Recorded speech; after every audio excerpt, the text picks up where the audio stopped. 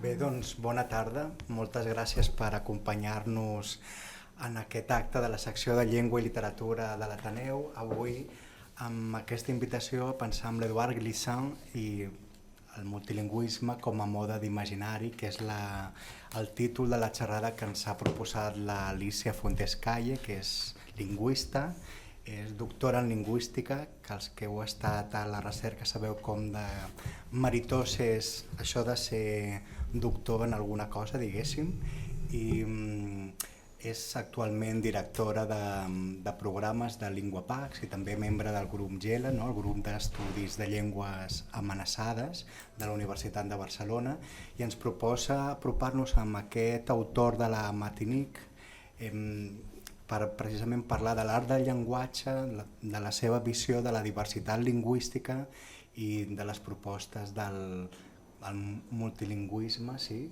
com aquesta cosmogonia que ens fa créixer la creativitat humana. Sense robar-vos més temps, us deixo amb l'Alicia Fontescalle. Sí, hauria d'haver distribuït. T'ajudo, sí, i tant. Gràcies. Hola, bona tarda. En primer lloc vull donar les gràcies a l'Àlex Cosials, d'aquí de la secció de Cultura de l'Ateneu, per haver-me convidat a fer aquesta presentació i espero que aquest enfocament, que hi ha algun amic del públic m'ha dit que no és gaire majoritari i que no sabem ben bé què ens trobarem, us pugui interessar d'alguna manera i pugui relacionar-se amb algun tema que us pugui agradar especialment. Així parlarem durant una estona de diversitat lingüística i ho farem a partir de la perspectiva d'un autor, Eduard Glissant, que és un autor que segurament, no sé si algú de vosaltres havia sentit parlar d'aquest autor abans, si tenia alguna mena de familiaritat. Ell no és lingüista, és assagista i poeta. Retumba? No, ressona. Però tracta el llenguatge i les llengües des d'una sensibilitat pròpia, poc difosa, i abans d'acostar-nos al seu pensament, però per poder apreciar ben bé el potencial de les seves propostes, el que farem serà fer una petita introducció al que implica la diversitat lingüística. Aquí hi ha potser el 40% del públic és més expert que jo amb això que explicaré ara, perquè tenim a la professora Carme Junyent, el professor Pere Comelles del Departament de Lingüística de la Universitat de Barcelona, però per la resta potser serà una primera aproximació a un tema que potser no és familiar i que sempre acaba interessant. Em sembla que acabarem així apreciant finalment les propostes de Glissant amb més contingut. No sé si heu sentit mai aquestes xifres rituals que els lingüistes sempre fan servir quan parlen de les llengües. Aquestes acostumen a ser que al món es parlen actualment entre 5.000 i 7.000 llengües. Aquí justament una altra persona del públic ens preguntava al principi això de què va, de català a castellà, del bilingüisme, i dèiem no, de totes les llengües del món. I una bona part d'aquesta quantitat de llengües es troba amenaçada. De fet, hi ha molta discrepància amb les xifres, però les estimacions, que són oscil·len amb un ventall prou ampli, diuen que entre el 50 i el 90% d'aquestes llengües del món desapareixeran durant aquest segle. De fet, el 28% d'aquestes llengües ja no es transmet i prop del 10% d'aquestes llengües ja només té darrers parlants. Quan una llengua només té un parlant, per definició no és una llengua viva, per tant és un repertori de xifres que des de fa molt temps les ONGs dedicades a la diversitat lingüística fan servir per generar un estat d'alarma, entre cometes, i de sensibilització sobre la situació actual de les llengües del món. Una altra xifra màgica que acostumem a fer servir és dir que el 96% de la població mundial parla aproximadament el 4% de les llengües del món i que per tant prop del 96% de les llengües del món és parlat per un 4% de la població mundial. Amb aquests percentatges us podeu fer una mica la idea del desequilibri. És un desequilibri que aquí amb els papers aquests que us hem distribuït, si no a la pàgina 2, hi ha un lingüista suec que es va entretenir a traduir aquesta desproporció del nombre de llengües en referència a l'Atlas mundial i en relació a la importància relativa que tenen aquests països, i si l'observeu veureu quina mena de caricatura ens resulta. Tenim uns països desproporcionadament enormes respecte al que estem habituats, com Indonèsia, Papua Nova Guinea, amb centenars i centenars de llengües, Austràlia, Índia, Congo-Kinshasa, Xina, Estats Units, Mèxic, Camerún i Nigèria, que són, d'acord amb aquest mapa recreatiu, diguem-ne, però prou il·lustratiu d'aquesta desproporció, serien els països amb un nombre de llengües més elevat, en un cert sentit.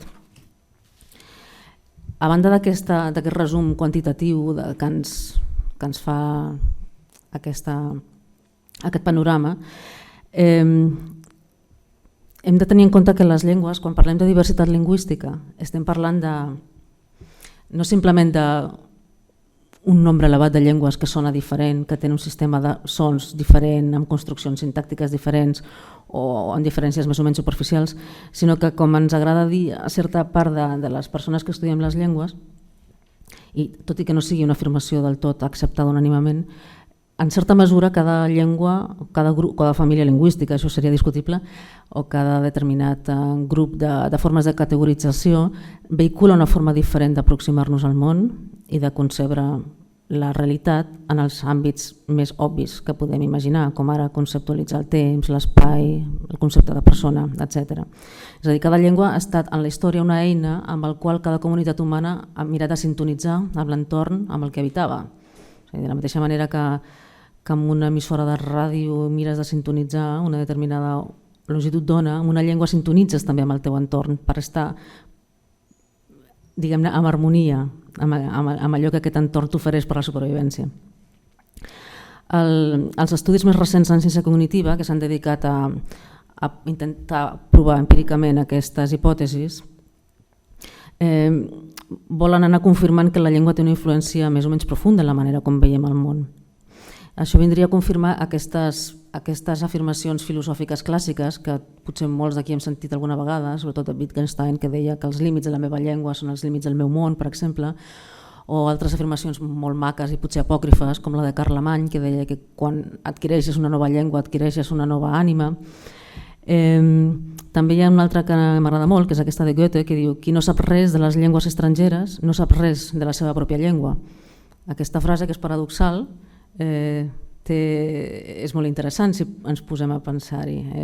De fet, ens està dient que les altres llengües són miralls respecte a elements de la pròpia llengua nostra dels quals no havíem estat conscients. De manera que aprendre altres llengües són eines de conèixer no continguts, sinó elements propis de la nostra llengua que estaven amagats, que se'ns havien tornat opacs. Tenint en compte que pensem d'acord amb la nostra llengua, és a dir, d'acord amb els esquemes conceptuals que la nostra llengua ens obliga, us he posat aquí aquesta cita, també amb la pàgina 2, d'un lingüista que es dedica a qüestions de ciència cognitiva, es diu Stephen Levinson, i que la citació està en anglès, però ve a dir que per poder parlar d'allò que sentim i veiem hem de poder veure i sentir en els termes en els quals puguem parlar després. Pot sonar profundament determinista, però Stephen Levinson ha estat fent recerca sobre la conceptualització de l'espai durant molt de temps i com veurem més endavant, ha proposat una classificació sobre aquestes maneres de categorització que són bastant eloqüents. De manera que allò que considerem realitat neutral, tot sovint, en bona mesura només és una projecció d'aquells aspectes que la nostra llengua ha decidit enfatitzar en el seu procés de sintonitzar amb l'entorn que dèiem.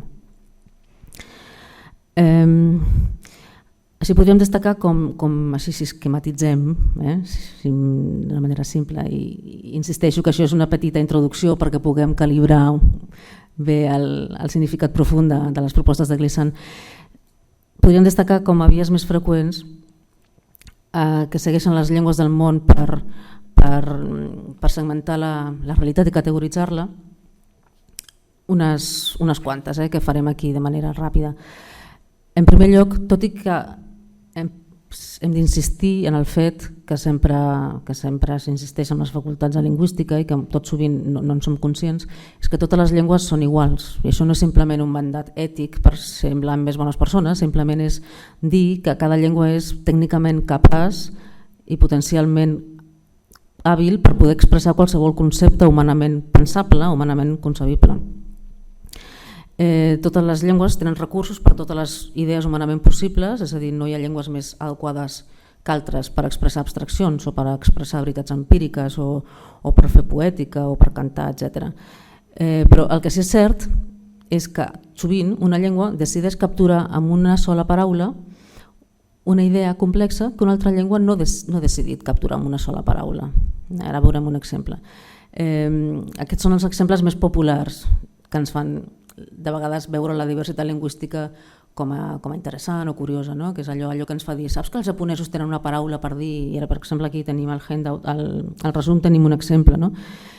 Que en japonès hi ha una paraula que és komorebi, que sintetitza aquest concepte que és la llum que es filtra a través de les fulles dels arbres. Clar, acostumen a ser, a més, idees com des de la nostra perspectiva poètiques, quan per aquest entorn en particular és una idea, simplement potser pertany al registre ordinari, no?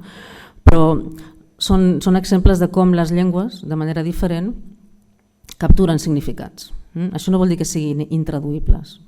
És traduïble com tenim aquí, com ho demostrem aquí a la pàgina 2, no? És a dir, podem fer una frase extensa, però sí que és cert que són curiositats, com ara en Mundari, una llengua de l'Índia, hi ha aquest terme únic, rawadawa, segons el qual adonar-se algú que se'n pot sortir després de fer alguna malifeta, ja que no n'hi ha hagut testimonis.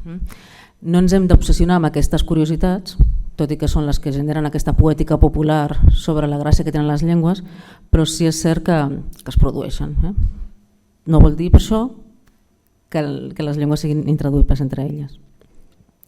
En segon lloc, l'àmbit potser que ha desenvolupat més recerca fins al moment és el que es refereix als límits diferents a partir dels quals les llengües decideixen segmentar objectes, fenòmens, entitats.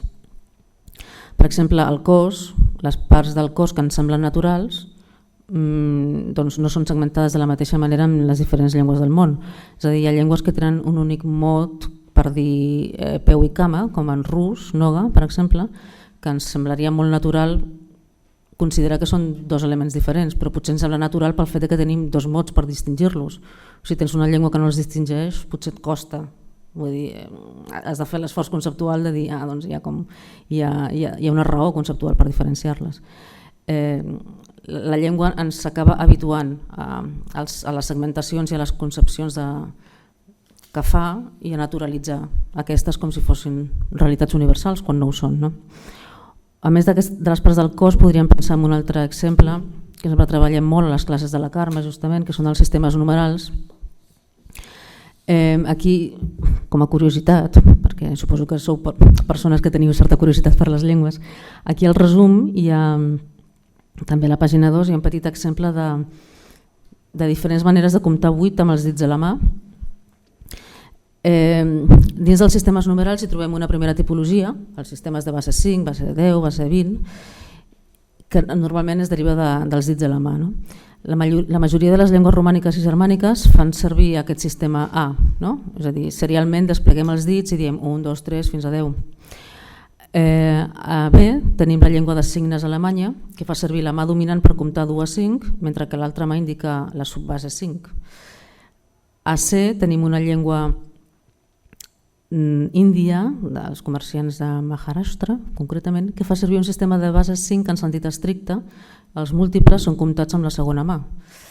Amb D tenim la il·lustració d'una de les llengües bantu que tendeix a anar equilibrant el nombre en cada mà a mesura que va comptant. Després hi ha casos en què superem els dits de la mà, els dits del peu i anem a altres parts del cos on incorporem el còmput. A Nova Guinea tenim l'exemple lletra E, trobem llengües que fan servir per comptar altres parts del cos com el colze, les espatlles, el cap, etc. En aquest cas concret és Oksapmin, una llengua del nord de Nova Guinea, que té base 27, del 27. Fa aquest cicle, comença amb els dits i fa tot el recorregut espatlles, cap i acaba amb l'altra mà. Nova Guinea, veiem aquí amb aquest mapa de les superpotències lingüístiques, que és com aquest mapa era denominat pel seu autor, és un dels llocs de la Terra més diversitat lingüística. El tòpic és que és el país on hi ha més llengües, etc. S'ha de veure què entenem per llengua, etc., però aquí no entrarem en això. Després trobem a F un exemple en què no només es fan servir dits sinó segments dels dits i fins i tot es fa servir per computar els espais interdigitals, i a G que hauríem de veure-ho això animat i no sabem si és que aquests testimonis han fossilitzat, però ens expliquen que G seria el sistema de còmput romà clàssic on hi ha gesticulació i hi ha gestos que es fan servir com a forma de comptar. Per continuar potser continuar una miqueta amb aquesta panoràmica de la diversitat conceptual de les llengües, podem trobar diferències en com conceptualitzem l'espai. Estem acostumats a conceptualitzar l'espai en funció del nostre cos, el que està a la dreta, el que és a l'esquerra, però hi ha llengües que tenen un sistema que no és egocèntric, com diríem, sinó que situa en termes absoluts en funció dels punts cardinals de la Terra. Tenim aquest exemple del Google Yimidir aquí en la pàgina 3, on tu no dius que hi ha una formiga a la cama esquerra, sinó que tens una formiga a la cama sud-oest, de manera que són termes que van variant en funció d'aquests paràmetres. A banda d'aquests sistemes absoluts, a banda dels punts cardinals, fa poc vam trobar informació sobre altres referències, que aquí estan també a la pàgina 3, hi ha sistemes basats no només amb els 4 punts, sinó amb la direcció dels rius, continuen sent llengües australianes, la majoria d'elles, corrent amunt, corrent avall. Hi ha sistemes que combinen els punts cardinals amb la direcció del corrent dels rius, hi ha sistemes basats en el vent, etc. Recentment un grup d'estudi de llengües australianes ha fet aquest resum i bé, es tractaria de continuar mirant cap aquí perquè són qüestions que van acumulant-se amb la recerca que es fa sobre la diversitat de formes d'expressió.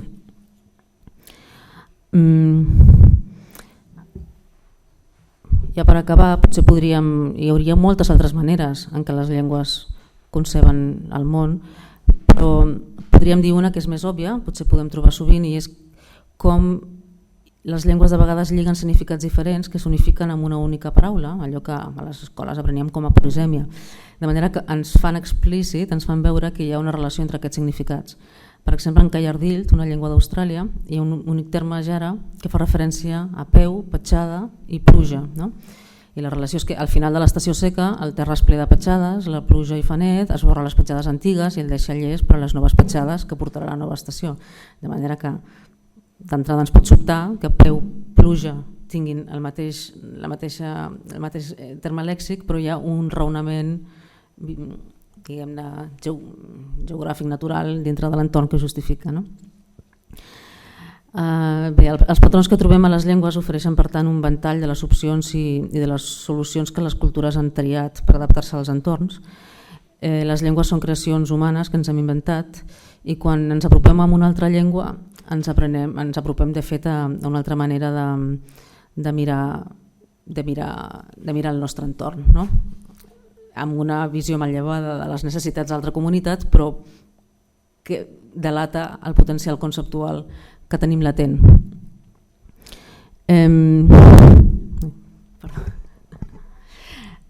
Ja per acabar aquesta introducció, insistir en que la diversitat lingüística no només, si potser pensàvem en un primer moment que la diversitat implicava diferències amb els sons, allò pel carrer aquí a Barcelona és un entorn on ens resulta relativament fàcil familiaritzar-nos amb la diversitat de sistemes fonològics, de sons del món que trobem, o també som conscients de que es fan servir paraules diferents per anomenar coses. Hem vist que ja no només són paraules diferents, que són formes diferents de concebre el món en el qual habitem, però a més d'això, de la part referencial, la diversitat lingüística implica diversitat de maneres de generar relacions interpersonals.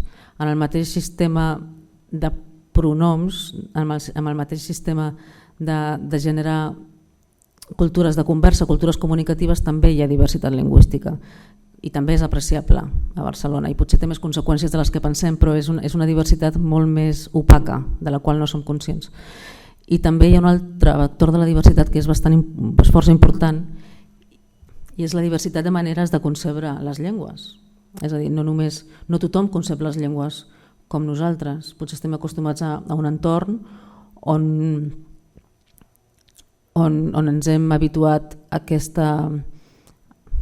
aquesta visió de coexistir una llengua amb dues llengües, que són com dos sistemes en competència perquè són dos sistemes íntegres que volen ocupar el mateix lloc, etc. És a dir, són com dos boles de billar, oi? Que estan en una taula i que necessiten...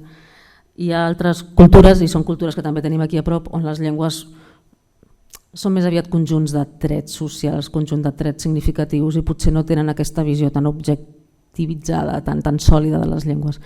Per tant, aquesta manera diversa de concebre les llengües en relació amb la vida, amb la vida del cos, amb la vida de l'esperit, amb la vida de les relacions en societat, forma part també de la diversitat lingüística. És una part també crucial que els projectes amb els quals estem aquí implicats molts de nosaltres han de tenir en compte. No? Per tant, ara entrem amb el títol que ens ha portat fins aquí, que és aquesta figura que és Edouard Glissant, i simplement ens va semblar que presentar-lo era interessant pel fet que no és conegut pròpiament, perquè és algú que ve d'un context que a les universitats tradicionalment és classificat com a autor de literatura vista com a postcolonial pel fet que és una persona d'origen crioll de la Martinica. La Martinica és administrativament un territori francès. Ell però ha produït la seva obra íntegrament en francès. Quan diem en francès potser hauríem d'entrar a molts detalls, és un tema del qual es pot parlar després. I simplement el fet de que al final la seva obra es considera literària, pel fet que té aquestes coordenades personals que tendim a encasellar com o en la literatura o en l'antropologia, ens semblava interessant destacar el seu pensament com a pensament sobre la diversitat lingüística que podria formar part perfectament del corpus mainstream, del corpus habitual de pensament sobre les llengües. En fi, ara perdoneu aquesta mena d'explicació una mica vaga. No farem evidentment una exposició acadèmica ni sobre la seva vida i obra, sinó que el presentarem això com a poeta i assagista amb un pensament propi i original relativament sobre les llengües i la manera de percebre la diversitat lingüística. Va néixer, aquí tenim una mica les coordenades com clàssiques del lloc i dates de naixement, aquí a la pàgina 4. Va néixer a la Martinica a principis del segle XX i va morir fa 5 anys a París. Com deia, no és un autor gaire present en l'àmbit dels estudis postcolonials, ni menys encara en l'àmbit no francòfon, tot i que alguna peça bibliogràfica sí que trobem amb literatura postcolonial anglòfona, però molt excepcional. La seva obra, per tant, acostuma a ser identificada com un producte crioll, caribeny, antillà, tot i que potser a universitats dels Estats Units comença a haver una mena de respecte, hi ha un lloc acadèmic estàndard per la filosofia del Carib, per exemple, hi ha molta producció sobre això. Aquí encara potser no m'ha arribat això, potser encara... Jo quan feia recerca sobre Glissant a la Universitat de Barcelona hi havia 3 o 4 llibres aïllats, classificats com a colonials dins del Departament de Filologia Francesa.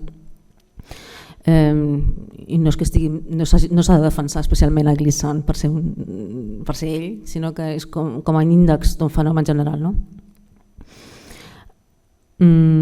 La seva obra, per tant, és un producte que roman com a específic i això és més objecte d'antropologia que no d'humanitats, diguem-ne. No? La nostra intenció, per tant, no és alimentar això, sinó presentar el seu marc com a aliment de la nostra reflexió sobre la diversitat lingüística. Ell tematitza el llenguatge, ell parla de llenguatge, de llengua, de dir, de llengües en cadascun dels seus assajos. Aquí, per si us interessa arribar una mica més a fons de la seva obra, a la pàgina 4 us he posat una llista de les seves obres dins de la sèrie Poètic, que són fa més aviat tota la seva reflexió teòrica, reflexió teòrico-poètica sobre les llengües més o menys. Introducció en Poètique du Divers, que és l'última obra que tenim ressenyada, és la que ha estat més traduïda i la que difon de manera més més àgil i menys densa el seu pensament, potser la resta té una densitat de vegades, no direm que excessiva, però potser no facilita tampoc la difusió de les seves paraules. L'última obra és la més assequible i la que està traduïda més àmpliament. En primer lloc, val a dir que la clau filosòfica d'Eduard Glissant és el seu enfocament relacional. No sé si esteu familiaritzats amb la qüestió de les ontologies. Es pot tenir una visió del món que es reifica, ontologia de les entitats, o una visió del món que en comptes de fixar-se en les entitats es fixa en les relacions entre les entitats. Això és un corrent filosòfic de potser no gaire des d'ahir, però encara no està prou...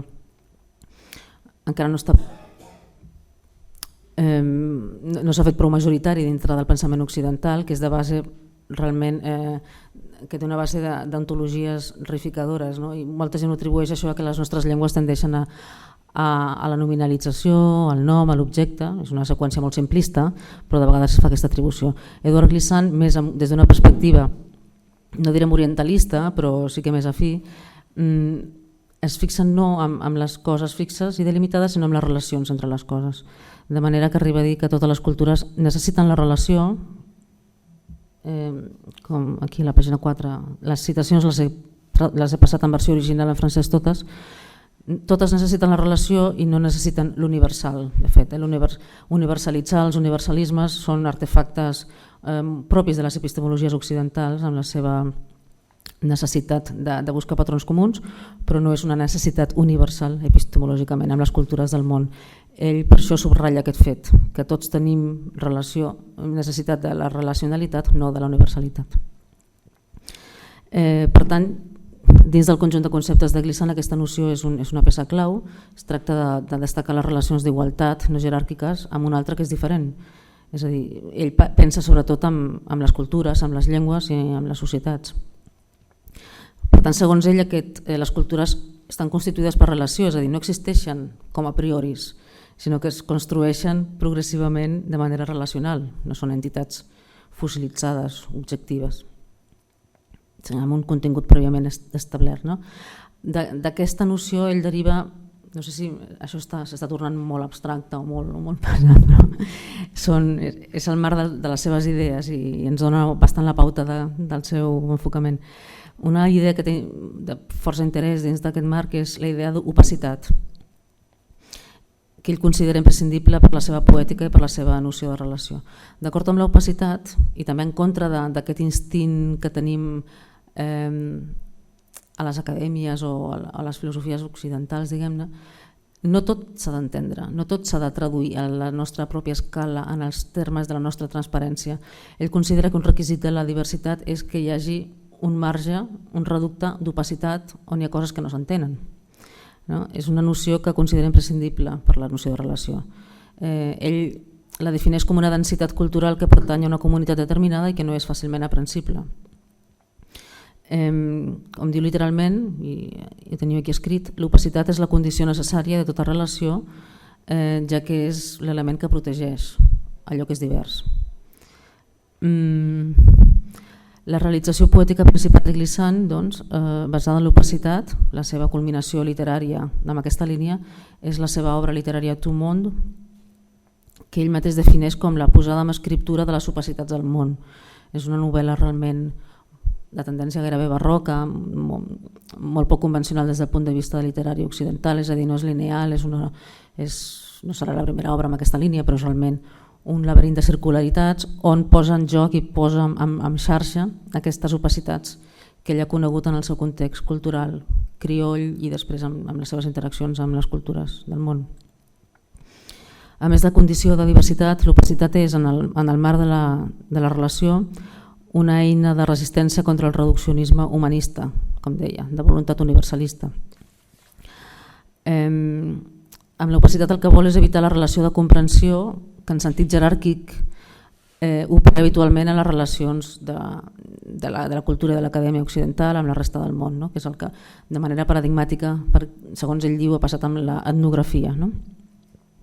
En aquest sentit, el dret a l'opacitat seria el dret a no ser entès.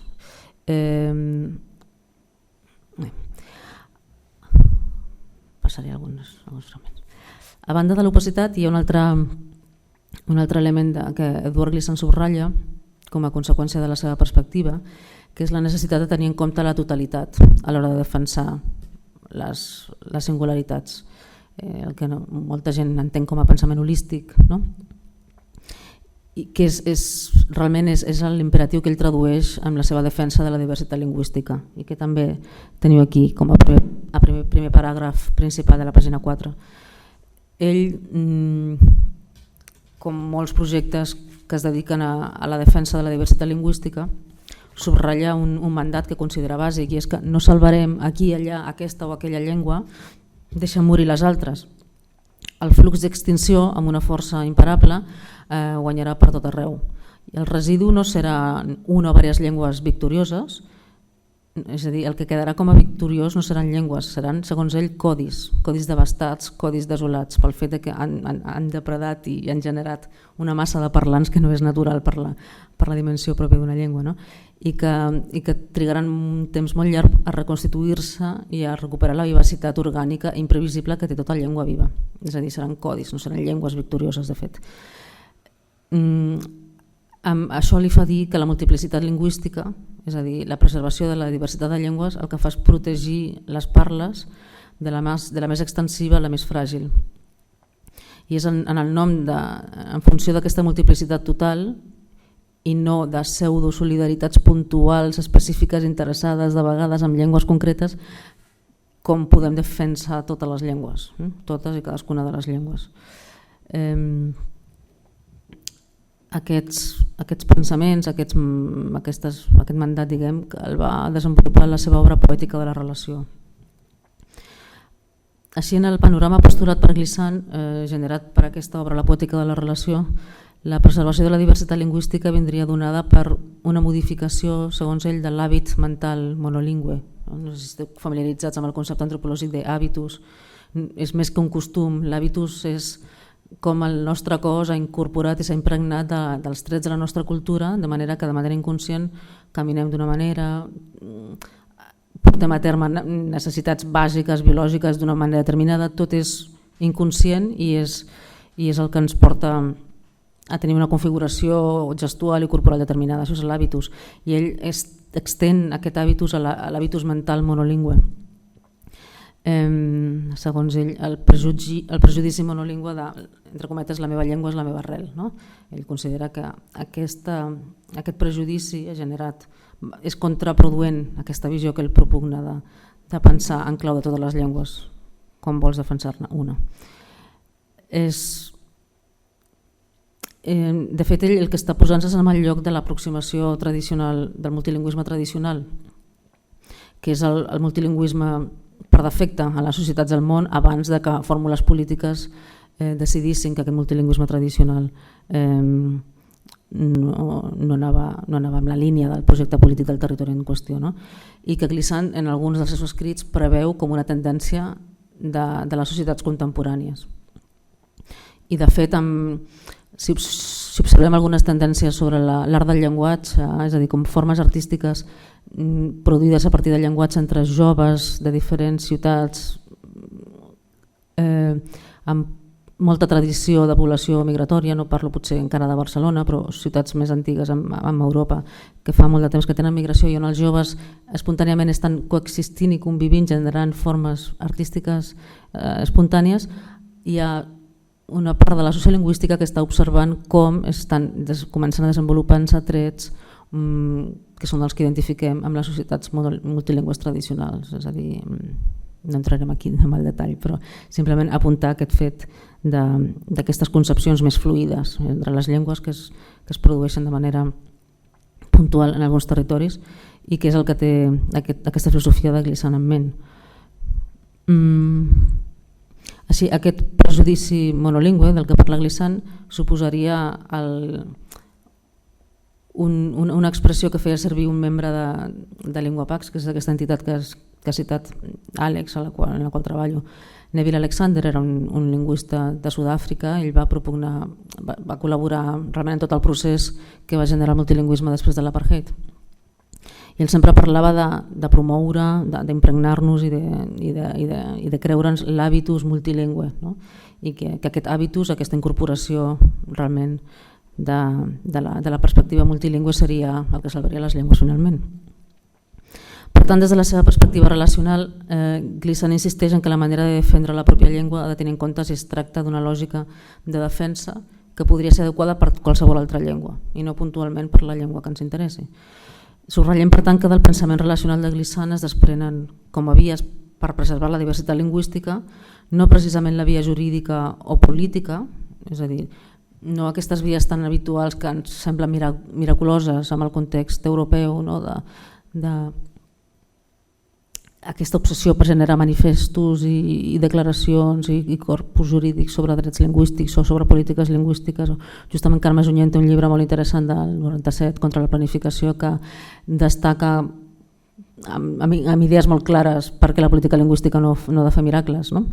Glissant també va en aquesta línia, no serà per la via jurídica o política que les llengües es salvaran, potser, sinó ell diu per la meditació d'una poètica. Sona molt místic, però bé, després ho desenvolupa amb aquests conceptes. Serà, segons ell, a partir de les opacitats, en contra de les equivalències fàcils de si ja ho he entès i per tant ho redueixo a la meva escala de coneixement, i en contraposició a la ideologia monolingüe proposa un nou sentit de la multiplicitat, no simplement un monolingüisme multiplicat, no simplement fer més nombrós el nostre enfocament, sinó transformar-lo, no?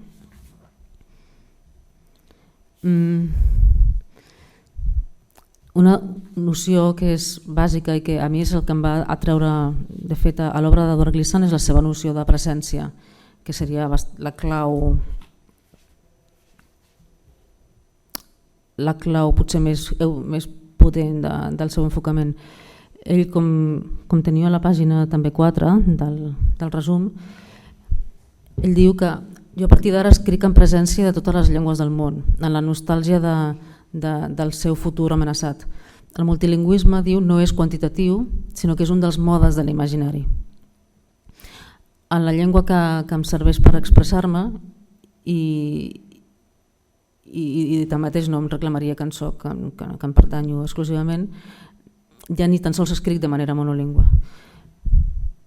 Mantenir les llengües, contribuir a salvar-les de l'usura i de la desaparició, constitueix aquest imaginari. No hem de creure que una llengua podria ésser demà universal i així sense més. S'extingiria aviat sota el mateix codi en el qual hauria esdevingut. És a dir, aquesta simplificació que facilita els intercanvis els desnaturalitza immediatament. Així identifiquem dues proposicions que són els eixos de Glissant sobre el seu pensament de la diversitat lingüística. En primer lloc, la presència de les llengües del món en la pràctica de la llengua pròpia. Per ell el multilingüisme no és aquest multilingüisme d'acadèmia d'idiomes, no? O d'aeroport, o de parlar moltes llengües i d'estudiar-les i d'aprendre-les, que està molt bé, però segons la seva perspectiva poètica no és el que farà la diversitat lingüística sostenible. Per ell és molt més poderós el fet que cadascú des de la seva pròpia llengua tingui present en ment, és a dir, una mena de pregària, si voleu, tingui present i convoqui totes les llengües del món cada cop que fa ús de la seva pròpia llengua accidentalment, no? I en segon lloc, com dèiem, el multilingüisme no és quantitatiu sinó un mode de l'imaginari, és a dir, li atorga aquest matís qualitatiu i heurístic i poètic. A banda d'aquesta oposició en termes de, com dèiem, de les llengües com entitats separades o contínues, monolingüisme i multilingüisme, hi ha formes particulars de considerar la interrelació entre les llengües i és això, és a partir de la noció de presència. Torno a repetir aquí, aquesta amb negreta, la presència de les llengües del món en la pràctica de la pròpia, i ell continua dient que quan parlo de multilingüisme no és més aviat una manera de parlar la teva pròpia llengua de manera oberta o tancada, de parlar o bé en la ignorància de la presència de les altres llengües o bé amb el coneixement i la consciència de que les altres llengües existeixen i ens influeixen encara que no les coneguem. Per tant, no és una qüestió de ciència o de coneixement de llengües, sinó una qüestió d'imaginari de les llengües. La presència, per tant, ens ofereix una geometria que que no és de juxtaposició, sinó que és de posada en xarxa i de coneixement i consciència. Veiem, per tant, i aquí no farem el detall, però Glissant va arribar a aquesta filosofia a partir, en primer lloc, de la seva experiència local, com a parlant d'un seguit de llengües, no en el sentit que nosaltres concebem com una persona que tenia adquirits diferents llengües amb els seus sistemes estrictament íntegres, crioll, francès, etc., sinó un entorn on hi havia una jerarquització i una subordinació molt explícita entre els diferents sistemes lingüístics, els que havia adquirit familiarment, els que havia adquirit o rebut de manera imposada colonialment, etc. Ell va començar a generar el que ell diu una contrapoètica a partir d'això, i després de reflexionar, viure i contestar el seu context lingüístic d'origen, va arribar a aquesta noció de la presència de les llengües del món.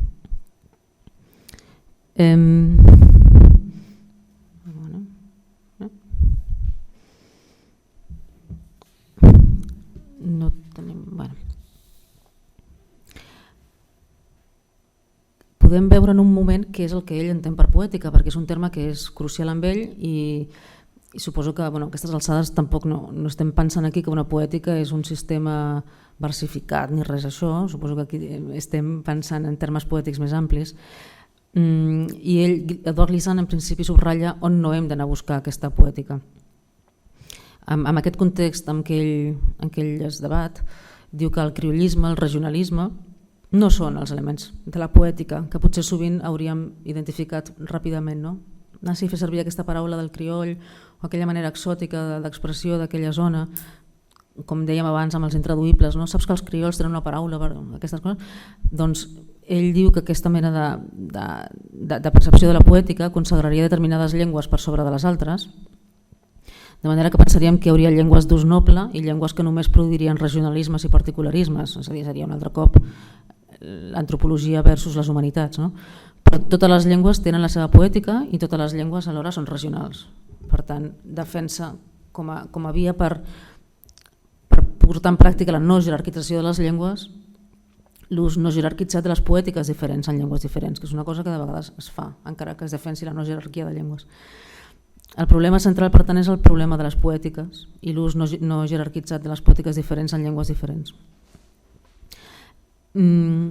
La poètica, de fet, que articula en el fons el pensament de Glissant es troba en les estructures, i això ens remetria a aquesta presentació que hem fet al principi, on veiem com diferents concepcions de l'espai o diferents qüestions semblants realment es van vinculades per la gramàtica, és a dir, no per vocabulari o per lèxic exòtic, sinó per la gramàtica, que és la part més tàcita tot sovint.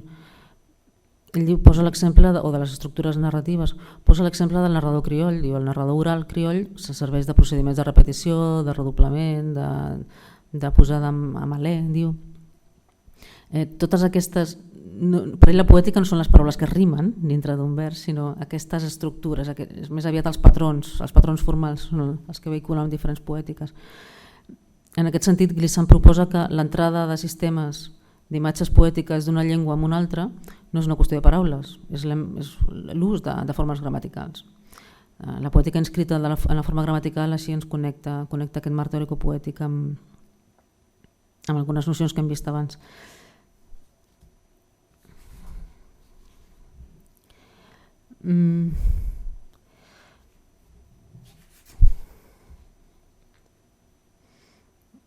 Estic fent saltar algunes coses, però podríem insistir també en el fet que ell apunta la noció de presència de totes les llengües des de la pràctica de cada llengua particular i alhora fa gravitar aquesta presència multilingüe no en el coneixement de múltiples llengües, com dèiem, en tant que concebudes com a sistemes tancats, sinó en l'adquisició de múltiples perspectives sobre la construcció de la referència.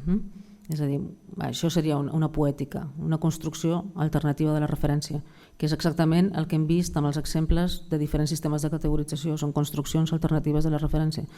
Ell diu, no escric per aquest lector o per aquell altre lector, sinó que escric en vistes a aquell moment on el lector estarà obert a tot tipus de poètiques, no solament a les poètiques de la seva llengua, que de vegades hi ha un sector d'estudis que de la mateixa manera que parla de la competència innata, sintàctica, per exemple, quan hem adquirit una llengua tenim incorporada una sintaxi, no? De manera inconscient, i per això quan intentem adquirir noves sintaxis ens resulta, tenim la inèrcia de tornar als nostres patrons adquirits.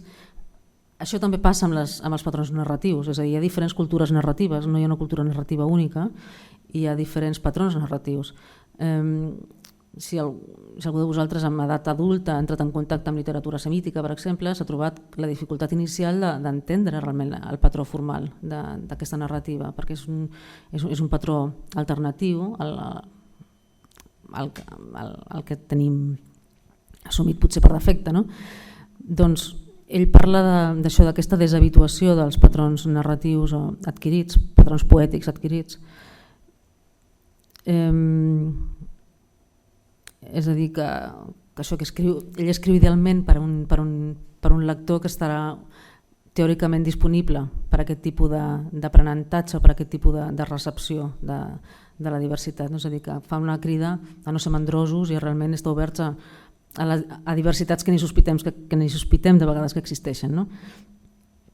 Podem deduir, per tant, que es tracta d'una proposta per a la preservació de la diversitat lingüística que no és, com dèiem, ni de l'ordre de la política ni de la planificació, no és tampoc una proposta ni conceptual ni teòrica, sinó que es basa en l'activació d'un imaginari relacional. Es tracta, en definitiva, de superar nocions com que fan tries banals o superficials del que ens sembla divers, no? I que s'acostarien més a això, al cosmopolitisme vacu o pseudoturístic o a la mera poliglòssia, allò que dèiem de saber les 4 llengües de gran abast internacional, i per tant en última instància es tracta de canviar l'imaginari que es basa en aquesta visió de les llengües per passar a incorporar una consciència sobre aquestes poètiques tàcites en la vida lingüística de cada dia. En aquest sentit ell, ja no queda gaire, però detecta com un camp especialment fèrtil per veure amb operació gairebé en directe aquest tipus de plantejaments l'àmbit de la traducció, justament. No? Una traducció que, clar, nosaltres diem traducció i automàticament pensem ni tan sols en una ciència, no? Pensem en una tècnica auxiliar, no? Una mena de coneixement de segon grau, etc. Ell, amb tot aquest plantejament, detecta que això realment és un art, no? Ho vol elevar a la categoria realment d'art perquè justament incorpora i materialitza molts dels conceptes amb els que treballa. És a dir, qui es troba més a prop de la relació que estem descrivint amb la llengua és el traductor. Amb aquesta línia la traducció deixarà de ser una pràctica auxiliar i esdevindria un art fonamental. Aquí al resum també trobareu a la pàgina 5. Diu, el traductor no podria en rigor establir una relació entre dos sistemes d'unicitat, és a dir, entre dues llengües, si no és en presència de totes les altres. És a dir, el traductor inventa un llenguatge necessari d'una llengua a l'altra, igual que el poeta inventa un llenguatge dins de la seva pròpia llengua. Aquí hi ha una distinció tècnica entre llengua i llenguatge que ell fa i en la qual no hem entrat, però bé, tenia una mica la idea de que això ell diferencia entre llengua com a opció cultural precisa i llenguatge com un àmbit de plantejament més ampli que transcendeix les llengües particulars. En qualsevol cas, ell ja veieu que té aquesta tendència místico-idealista, si voleu, però que és prou útil per posar molts conceptes en perspectiva i realment sembla prou encertat identificar la traducció com un art amb tota regla on aquests conceptes seus són materialitzats. I realment són idees bastant estimulants. Diu, cada traducció avui acompanya la xarxa de totes les traduccions possibles de qualsevol llengua amb qualsevol altra. És a dir, clar, ell, a partir d'aquesta visió maximalista, holística, no pot concebre traduir d'una llengua a l'altra, sinó que amb aquest pas ell està activant la variació lingüística possible. No? És a dir, diu, si és cert que amb tota llengua que desapareix una part de l'imaginari humà, diu, amb tota llengua que és traduïda s'enriqueix aquest imaginari de manera alhora errant, vagabunda i fixada. De manera que traduir és posar l'accent sobre les relacions entre les llengües, no sobre les llengües com a objectes. Seria una manera realment clara de concretar la seva visió relacional. L'art de la traducció fa evident que la poètica de Glissant, dins del marc relacional, emergeix amb el pas d'una llengua a una altra com a manifestació d'aquesta presència que reivindicava. És a dir, el traductor ideal de Glissant seria aquell que tradueix en presència de totes les llengües del món. No? Clar, el més interessant de la seva feina seria tot el que deixa d'escriure o tot el que s'activa, però és potser un futur de ciència-ficció, de lingüística-ficció, segurament que seria un escenari molt interessant aquest. Un altre element de la presència de Glissant és la impossibilitat pràctica, com ell deia abans, de ser monolingües. No? I ell diu l'exemple que a l'Europa del segle XVIII un escriptor francès, parlem d'un escriptor, no de tots, evidentment, segur que hi havia excepcions i singularitats, però ell se situa en 4 segles enrere i diu: encara que conegués l'anglès o l'italià, no tenia en compte aquestes llengües en la seva escriptura o en la seva poètica. Les escriptures eren monolingües, però actualment afirma que no es pot escriure més de manera monolingüe, sinó que estàs obligat de manera conscient o inconscient a l'imaginari de les llengües de l'entorn. No es pot escriure el teu paisatge o descriure la teva pròpia llengua de manera monolingüe. Aquí hi ha tot un... Ell també es basa en tot el corpus sobre aquestes idees que en aquell moment Derrida i alguns altres filòsofs francesos, perquè ell d'alguna manera estava en contacte també amb aquest... No replicava el pensament del postestructuralisme francès, però sí que n'estava en contacte, i Derrida havia fet, ara no tinc aquí la referència, però havia fet una obra en funció del...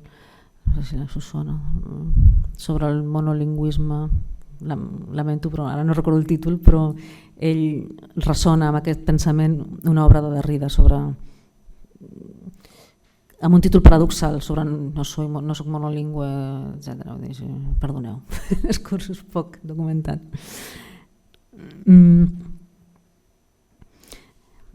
En aquest sentit, torna a ressonar les paraules que dèiem abans de Goethe: qui no coneix res d'altres llengües no coneix res de la pròpia. O fins i tot el mateix Glissant, que diu que les persones que no s'imaginen la problemàtica de les llengües no són ni tan sols capaces d'imaginar-se el món. El món contemporani, per tant, és escenari d'una diversitat present de manera simultània, virtualment arreu, és el que molts sociolingüistes anomenen amb aquest terme tan poc afortunat de superdiversitat, i que podríem dir que Glissant és un teòric d'aquesta superdiversitat avant la lettre, si volem dir-ho així. I en aquest context ell percep un concepte que també és molt interessant, que és un nou cicle d'expressió. És a dir, un nou cicle d'expressió voldria dir que a partir d'aquesta concepció de la diversitat lingüística hi hauria un nou art del llenguatge que hauria d'emergir.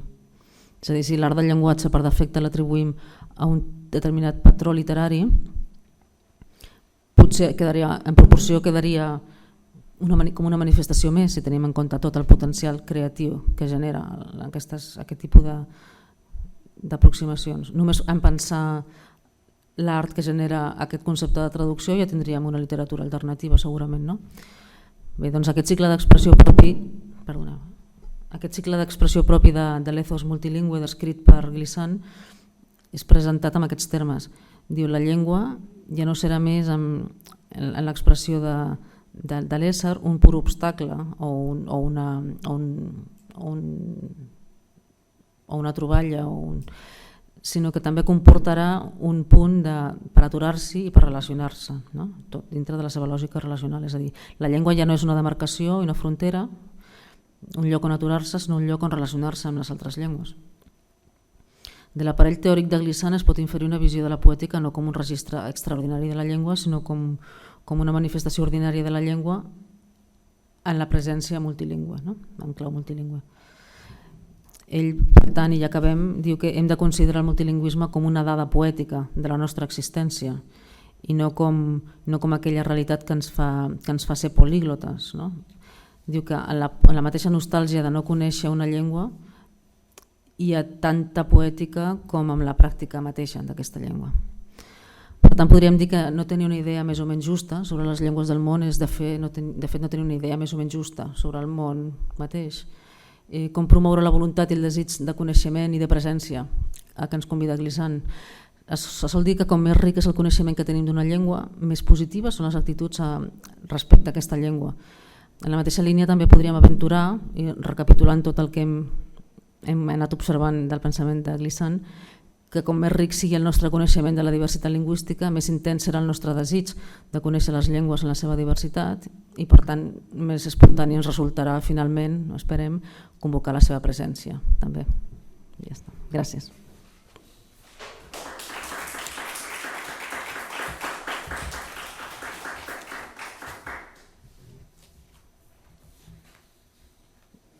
L'Àlex diu que si teniu alguna pregunta. Clar.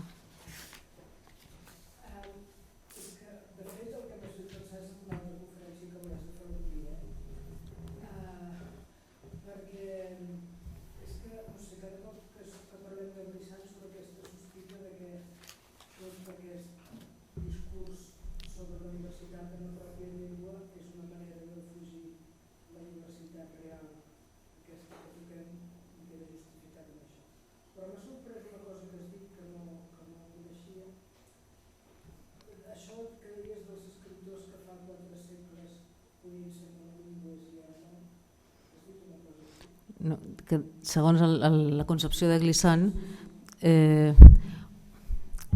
ell mira el context actual com el context on tota la diversitat és coexistent, és a dir, no, aleshores ell diu fa 4 segles amb els estats-nacions europeus, perquè ell parla d'aquest context de monolingüismes forçats, un escriptor alemany o francès deia escrivia de manera monolingüe, no? És a dir, ell parla amb una abstracció d'un escriptor, evidentment hi hauria escriptors en aquell moment que viatjaven i que tenien contacte multilingüe i tenien visions més àmplies. Però ell diu que això s'ha generalitzat ara fins a l'extrem que no es pot dir que ningú pugui assumir un imaginari monolingüe. Aquest és el seu plan, no ho dic jo, ho diu Glissant.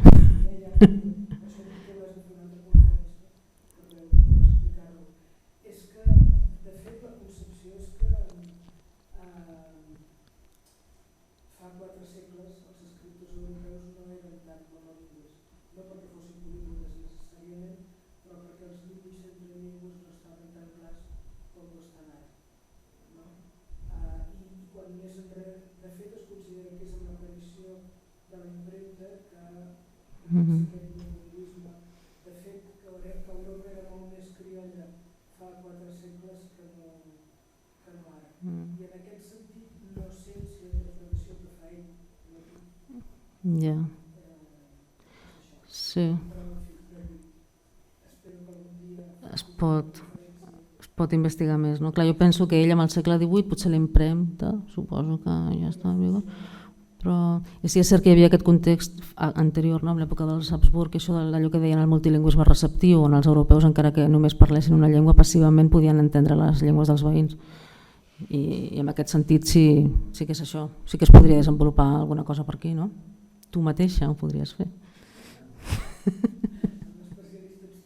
No.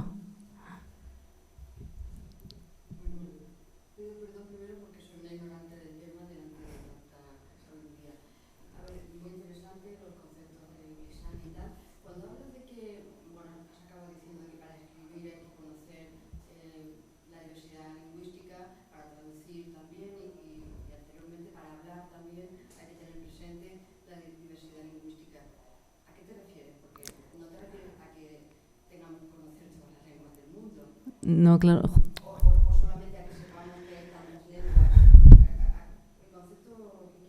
Sí, no, justament la gràcia del concepte de Glissant és aquesta. I diu literalment, el multilingüisme no és conèixer diferents llengües, sinó tenir-les presents, és a dir, la presència en la pràctica de la llengua pròpia. És a dir, ell parla d'aquesta consciència en diferents nivells, des de la perspectiva de que aquestes llengües existeixen i moltes d'elles estan extingides, fins i tot les que sembla que guanyen no són ni llengües, són codis desolats, tot això. Després parla de les poètiques ja en un nivell potser més tècnic com a formes de referència, i justament és interessant la pregunta perquè justament ell fa l'èmfasi en dir el multilingüisme no és conèixer, és a dir, no és el multilingüisme evidentment, o sigui, no està tan boig, no és allò d'anar a estudiar totes les llengües, sinó de manera paradoxal, no? I en contra del que seria el sentit així més comú, diu no es tracta que les parlis o les dominis, sinó que les tinguis presents, i per ell això ja és multilingüisme, és a dir, és una mena d'estat d'esperit, si vols, no? Si vols rebaixar o elevar d'aquesta manera. Sí. A veure, és que a l'acostar-te molt al micro hi ha un ressò que a vegades no t'interpretat bé, perdona.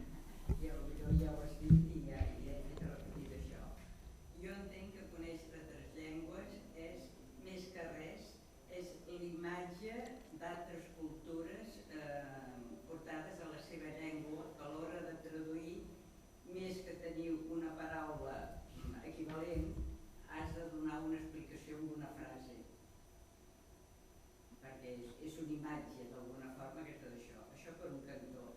Bueno, i vull dir que, o sigui, les diferents llengües és important guardar-se amb la màxima puresa o és bo que hi hagi una mica de barreja, que siguin una mica criolles, per un cantó.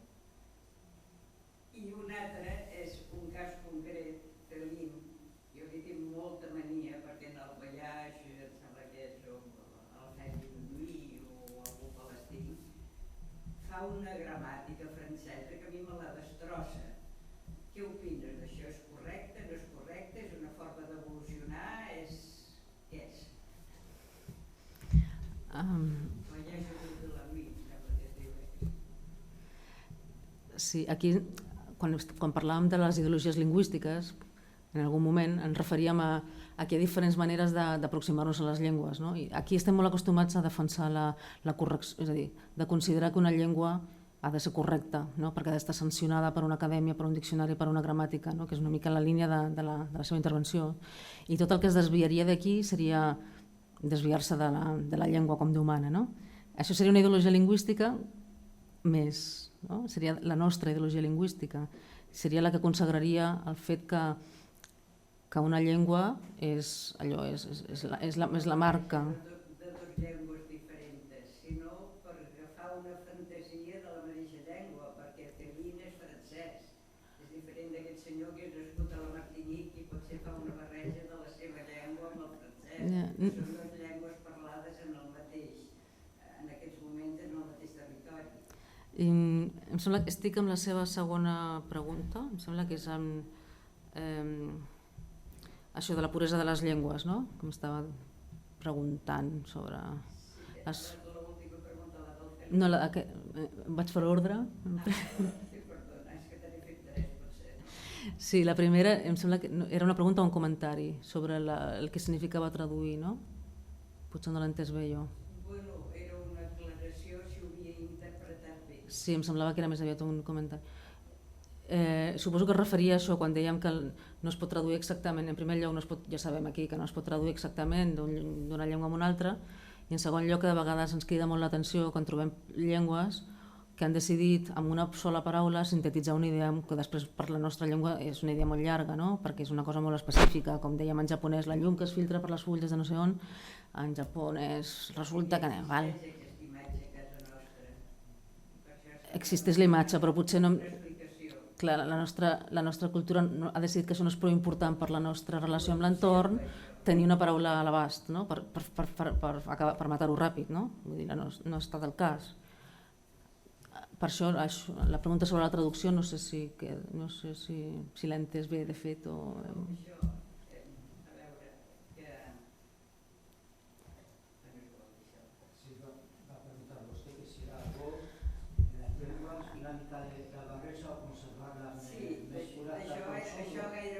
Això era la segona. Però vull dir que aquesta idea de criolla, de la traducció, de barreja, que és necessària perquè són imatges d'altres cultures que aquí ni hem parat atenció en allò i que per tant per força s'ha de traduir d'una forma descriptiva, d'una frase llarga. Sí, a veure, en primer lloc, Eduard Glissant, justament si se'l critica per alguna raó és perquè ell no ha fet servir el crioll com a llengua vehicular de la seva producció, ha fet servir un francès que potser és molt homologable als francesos de París, etc. És a dir, que en el seu cas això.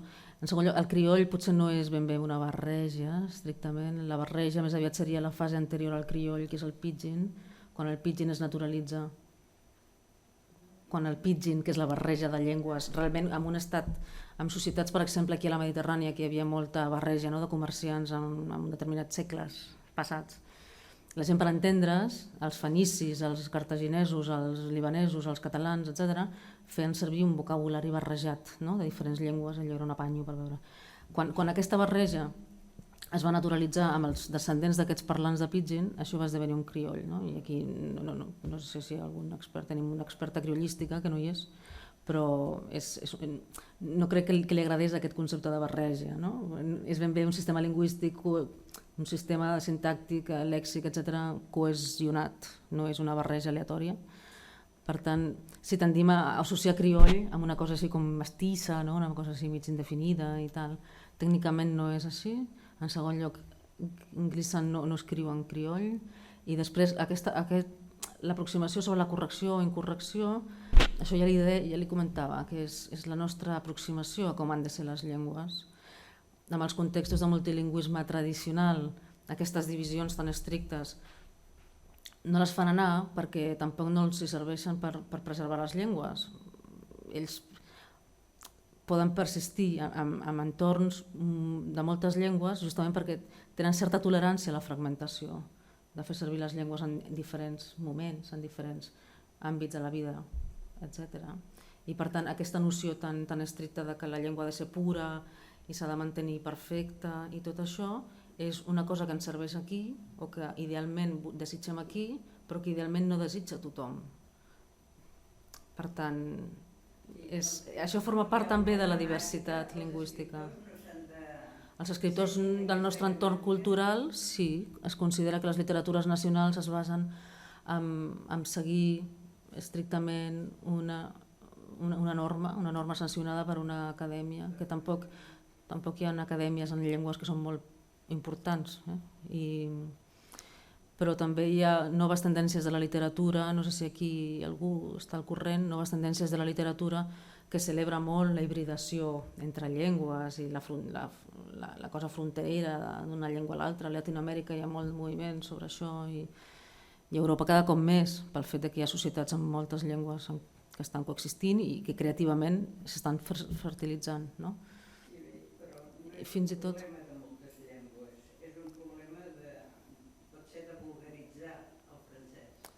donar-li la dimensió acadèmica.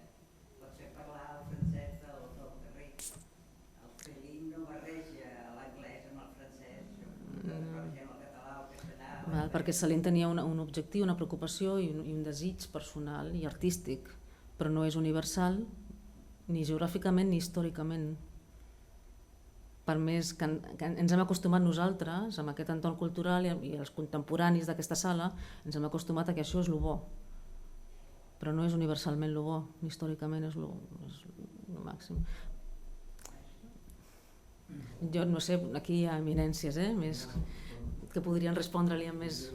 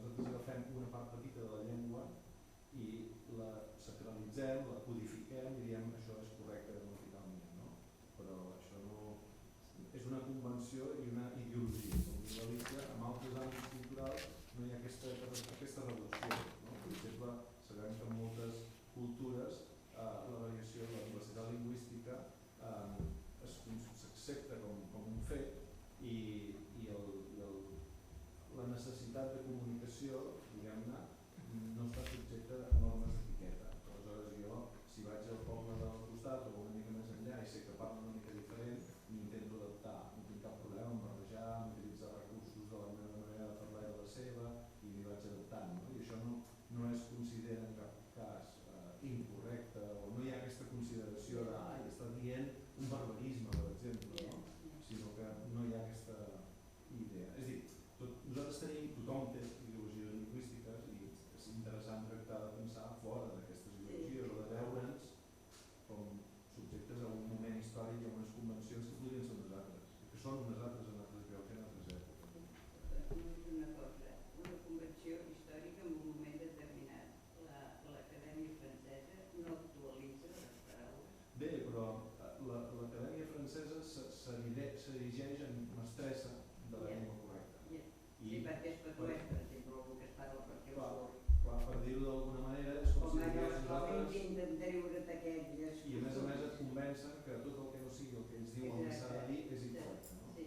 I és com si això, com si hi hagués algú que digués jo sóc el modista de moda i dic el que és moda. Sí, vaig canviant també, però sempre és moda el que jo dic. I totes les altres coses que fa altra gent són vulgars, incorrectes, inadequades, no gramaticals. Els lingüistes saben des de fa molt Com a temps... ideologia, la gramàtica com a ideologia. Des de sempre se sap que tota forma de parlar té una gramàtica, entesa en el sentit d'una lògica interna. Però només una d'aquestes gramàtiques és acceptada com la gramàtica de la llengua, que és aquella que diu a l'acadèmia. Però és evident que si el rei de França, en comptes de dir A, hagués dit B, doncs avui els francesos considerarien que el que és correcte és B. També moltes qüestions de poder, no és per casualitat que els anglesos diguin l'anglès del rei. I normalment els pobres es consideren que parlen com vesteixen, es ballen, canten i tot això de manera Potser això era en bona època de que l'ensenyament no era obligatori. Sí, com sigui, no hi haurà mai... Pels centres escolars, o sigui, t'ensenyen l'oficial.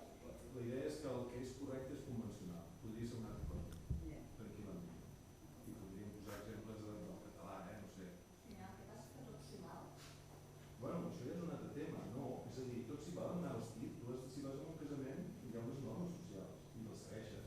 I si vols hi pots anar estripat, quan tothom mirarà. Però, objectivament, de cara al que significa vestir-se, no és ni millor ni pitjor estar estripat. Bueno, si fa molt fred, sí. Fins i tot sabem que les convencions socials ens forcen a fer coses que són correctes en termes simbòlics, però que són molt incorrectes de cara a com constipat, per seguir amb la metàfora del vestit.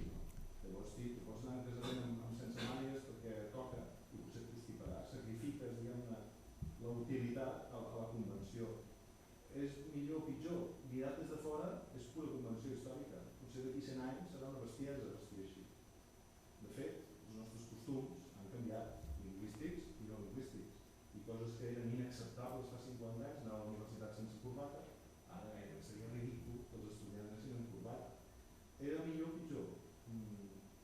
És igual. És millor o pitjor ser decaïsta, per exemple, dir penso que ni millor ni pitjor. Hem quedat que no està bé i com a convenció ens quedem que no està bé i no ho fem.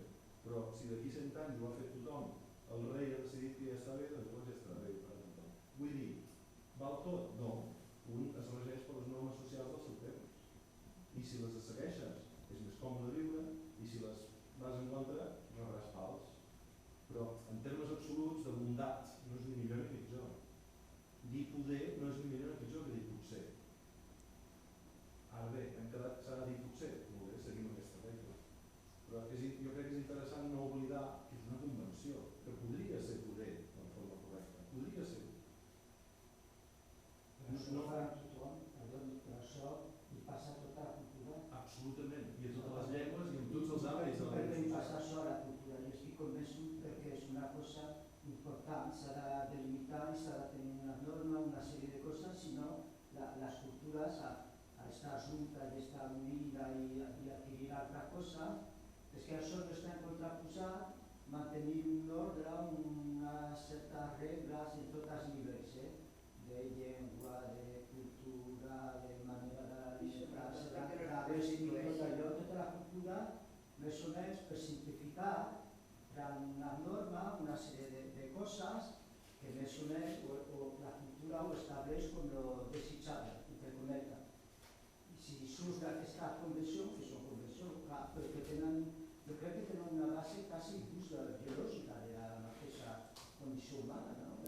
De tenir uns límits, una sèrie de normes, de convencions, de coses que marquen una línia més o menys que la gent, la cultura d'aquesta època, sí, perquè a través de la història va canviant, però aquestes normes i aquests paràmetres pues, fa que la gent, més o menys la gran massa, tothom, pues, tenim un referent i per ahí més o menys sabem que podem anar. I jo soc dels que pensa que no està en contra de que una societat marqui una mica una línia, una tendència, una manera de fer, que ho diem convenció, però a tots els nivells, ja li dic, en llengua, en manera d'escriure, de comportar-nos socialment, de com ens alimentem, com vestim, tot, no? I això és que han de contraposar que això sigui com una manera, diguéssim, dictatorial i si intentem barrejar ja hi fotrem canya. No, es pot conviure una norma, unes línies que marquem la societat, jo crec que tota la societat li passa això, però no vol dir que perquè aquesta cosa sigui així és una postura com dictatorial i no vinguis d'aquella cantonada i em vinguis a barrejar amb el teu rotllo, el meu, m'entens? Sí, però si la societat, jo estic convençut que si la societat no haguessin tingut aquesta cosa de fer convencions, seria el que diu el filòsof aquest Bauman, Siegfried Bauman, seria una societat que la gent aniria totalment despistada, que no sabia per on caminar, com fer les coses, tal, i mentalment ens marquem una pauta, una cosa, i més o menys sabem que caminem per ahí. M'entén la filosofia? Sí. Però això és quasi una condició, jo diria quasi biològica, en el sentit que la societat necessita una convenció, una pauta, unes coses així més o menys marcades. Clar, la paraula convenció és molt il·lustrativa. Convenim en una cosa, però normalment no funciona així. Diem que la llengua és una convenció, i ho és realment, perquè justament és una cosa que es fa entre tots. Però si hi ha algú que té la capacitat, pel que sigui, de dir això no és així, sinó això, independentment de la freqüència, per exemple, d'ús, doncs aquesta persona ja no està abusant del seu poder. És a dir, jo també crec que hi ha d'haver, diguem-ne, digue-li normes, digue-li com vulguis, maneres de conviure, però, per exemple, amb llengua, durant molts anys, una ideologia lingüística determinada no ha funcionat a través de convencions en el sentit etimològic del terme, sinó a través d'algú dicta com ha de ser la cosa independentment de que facin els parlants. En castellà es considera que el cesseo és incorrecte, però dels 350 milions de parlants de castellà n'hi deu haver 300 que fan cesseo. Home, potser és per repensar-se el cesseo, no? És a dir, val tot? No, però no valen els 300 milions de parlants que cessean? Sí, vale. Ha de tenir després un acadèmic que els 300 milions de persones que cesseen? Potser no, no? Com se sap, seguim el castellà, però no el català, que seria més complicat en el nostre context, doncs durant anys i anys el sistema escolar d'Argentina ensenyava que s'havia de dir vosotros cantáis. Molt bé, això només es deia a l'escola. Això no és una convenció en el sentit, diguem-ne, de convenir que farem això, és una imposició absoluta colonial. Aleshores, en aquest sentit, les normes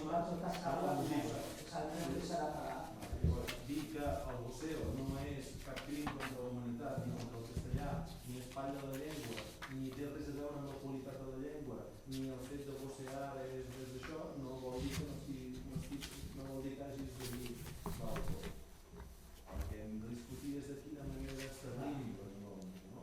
I les normes, em sembla, no es poden establir dos experts. En llengua, perquè en llengua de tots.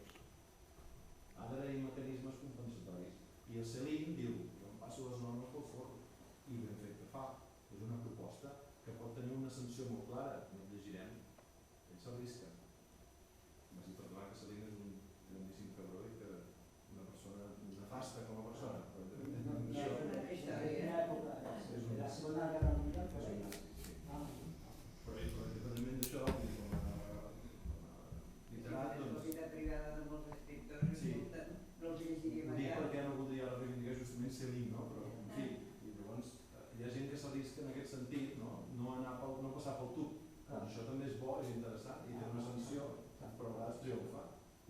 doncs, que el CCO o el voceo ja no sigui un demanat. Jo crec que això és bo, és més democràtic que no pas tres acadèmics seguint la ideologia lingüística nostra, per ser molt francesa, diguin no, això. A mi m'es garrifa els professors de francès en general, que són extremament puristes, perquè els ha educat en una ideologia lingüística que creu que la manera que diu l'acadèmia que s'ha de dir el francès és com si l'hagués dictat Déu. No com si fos una producció de les parlants, sinó com si fossin les taules de la llei. I contravenir allò és directament insultar la llengua francesa, la tradició francesa, la cultura francesa. Home, no, això no és sentit. No sé, és que jo estava pensant una cosa que passa molt sovint, els pronoms febles. Estan desapareixent d'una manera brutal. Aquesta tarda a la piscina, una mare amb la criatura agafa un, en comptes d'agafa un. Vull dir, a mi és com si més allà d'això. I en canvi això es va imposant. Jo comparteixo l'escàndol, diguem-ne, perquè des de crescut amb els pronoms febles, però al mateix temps entenc, si saps d'altres llengües, saps que això no és únicament un problema del català. Això per una banda, i per l'altra, un contacte tan intens com el del català i el castellà tenia efectes lingüístics. Ens agradarà més o ens agradarà menys, però n'ha de tenir i en tindrà. La meva filla diu que se li cauen les coses. A mi em cauen una altra cosa de terra, la sento, però i per més que li digui no, perquè ella sap que els seus iguals diuen que se li cauen les coses i ja està. És millor dir se li cauen que cauen o al revés? No, no és ni millor ni pitjor en essència, no? Té un significat social en un moment històric determinat. A mi m'esgarrifa, però també comprenc que ella parlarà com els seus iguals. Què hi farem? Les llengües canvien. No ens agrada quan canviem per la pressió d'una altra llengua, encara ens agrada menys quan substituïm l'altra llengua.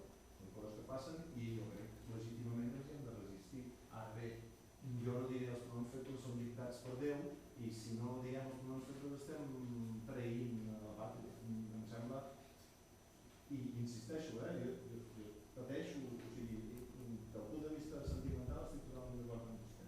M'esgarrifa, però bueno, hi ha unes raons històriques.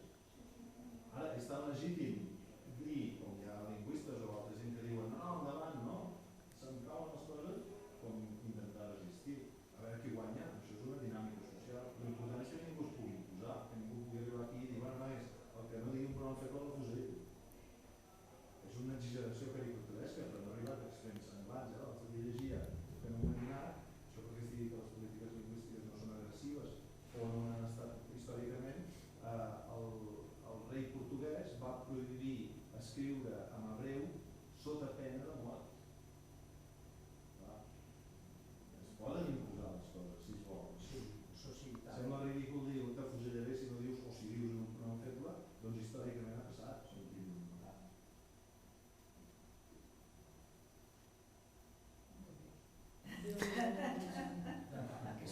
Sí que ha donat joc al Lluís. Però té coses Molt místic. té coses molt estrambòtiques, molt Sí, molt rares, sí. s'anava una mica per les branques, saps? Sí. Però és interessant, té una sèrie de punts de vista sobre el tema de les llengües interessant, però jo crec que se li iba una mica la... I què diu, que a sobre no feia servir al criollo? A veure si va ser el típic autor que anava de boques, Això. anava que era molt obert tot allò. Aquesta és la conclusió de tot plegat. Ara hem arribat on havíem d'anar. I ja, millor personalment, Hem aquesta persona després millor tenia un complex i no podia fer servir. Ja, això és el plantejament així més evident és aquest, sí.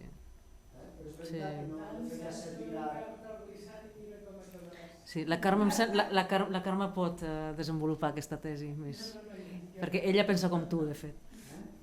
La Carme Junyent pensa com tu, pensa que és. Sí, que millor li passava el típic que li passa tantíssim...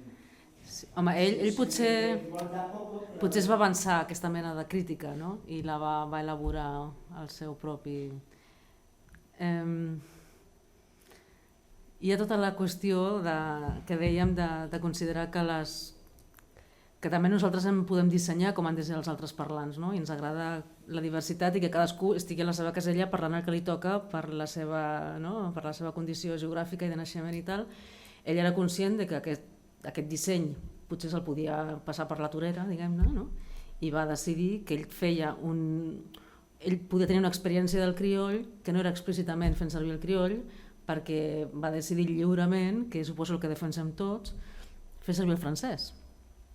I ell, quan deia que feia servir el francès, que és el que nosaltres, clar, ho veiem com a francès, però ell havia fet tota una reflexió sobre la contrapoètica que implicava tot un treball del francès. Un francès passat per una aproximació criolla, etc. No hem entrat en això, però hi ha tot un camí que va fer de reflexió sobre això. Abans d'exposar-se a l'afusellament públic, que és el típic, no?, que es pot fer amb aquesta mena d'autors quan fan aquesta opció, ell, clar, ens podem imaginar que algú que ha fet tota aquesta mena de treball personal, doncs ja lliurement va decidir treure aquest tret lliure de la seva opció lingüística per bones raons. Suposo que han de ser bones raons perquè són les que ell va triar, no? És a dir, que clar, és sorprenent que no se'ns adeqüi al crioll perfecte, que és el que ens agradaria moltíssim, no? Tenir-lo amb el Museu dels Criolls i mira aquest i ho fa tot en crioll, molt bé, però no, va decidir no fer-ho així. I no sé, el podem jutjar si voleu. Però ell de fet no vivia el francès com el francès que nosaltres concebem, no? És a dir, ell era perfectament conscient que el francès havia estat una imposició colonial, cultural, etc. Ell va fer tot un procés personal per contestar aquesta imposició cultural. Ell es va alimentar de l'estructuralisme i postestructuralisme francès tot el que va voler perquè tenia dret, és a dir, és com... No sé si heu viscut mai en territoris així, tipus territoris en guerra, on tothom està molt marcat pels mitjans internacionals, no? Tipus Sud-àfrica o Palestina, etc. No? Vull dir, clar, trobes amb gent que està condemnada potser per nosaltres, que dissenyem les notícies, a que si has nascut aquí has d'estar absolutament entregat a aquesta causa, al pensament d'aquesta causa, a la lluita per aquesta causa. No pots fer física quàntica o filosofia medieval, no? Perquè si no estàs traint el concepte que tu tens d'aquest poble, no? És a dir, hem de respectar molt la llibertat d'elecció de les persones independentment del context on hagin nascut, mentre que hi hagi una coherència, suposo, no? És a dir, tenim aquesta tendència a categoritzar i encasellar i a tenir expectatives sobre les cultures i sobre els seus representants, però això potser també ens ensenya altres coses pel camí. No, però categoritzar-li això també té un sentit, perquè si tu vols admirar en un sentit a un autor de lo que sigui i vols creure en aquest individu, li tens que exigir una coherència. Tu li tens que exigir una coherència. Però Una persona que es mostra socialment d'una determinada manera i fa d'això la seva imatge i li agrada socialment, dir jo soc tal cosa. Però és que ell no està fent d'això la seva imatge. No dic ara concretament d'aquesta... No, clar, d'altres casos, però clar, de cada cas hem de parlar de cada cas en concret, no? Amb els paràmetres d'opinió que tinguem de cada cas. En aquest cas, ell no està dient... Justament ell parla de... Ell suposa amb els seus escrits a la defensa del monolingüisme de manera irritada, que ell diu, no? Diu que és una forma d'hostilitzar les llengües de la mateixa manera que tu has estat hostilitzat per una llengua més gran, tu hostilitzes també la convivència lingüística amb la teva defensa irritada i exclusivista de la teva pròpia llengua, no? En aquest sentit, ell no és amic de Choiseul, per exemple, és un escriptor també de la Martinica que va optar pel crioll i ho va fer d'una manera realment bel·ligerant i potser molt productiva, però ell no se sentia d'aquesta corda, no? Potser tenia dret a no sentir-se'n. I aleshores ell de fet no estava d'acord amb aquest plantejament de fer aquesta defensa monolingüísticament irritada, no? Com ell diu. És a dir, ell tenia per inclinació potser de temperament personal, és a dir, hi ha gent amb això, amb aquesta inclinació a anar-se per les branques, com vostè diu, no? I tenir aquesta cosa més mística i més holística, però clar, això podem retreure nosaltres a la gent aquestes inclinacions personals? No, ell va fer aquesta opció. Va néixer crioll, lamentablement li van interessar les llengües i clar, es va trobar que ara està exposada amb aquests judicis de Nuremberg, no? Pel fet de que clar, semblava que era incoherent, però potser hi ha una coherència profunda més que potser necessita de la nostra, no generositat, sinó potser de la nostra intel·ligència particular en determinats contextos, no? Que no són tan fàcils d'entendre, segurament. No sé. No hem de pressuposar les obligacions de ningú, tampoc, de dissenyar la perfecció cultural del món, no? que això és el que hem estat fent fins ara i potser són dinàmiques una mica més complexes. No sé, potser algú altre té altres opinions i estaria molt bé que les... No sé quina hora és.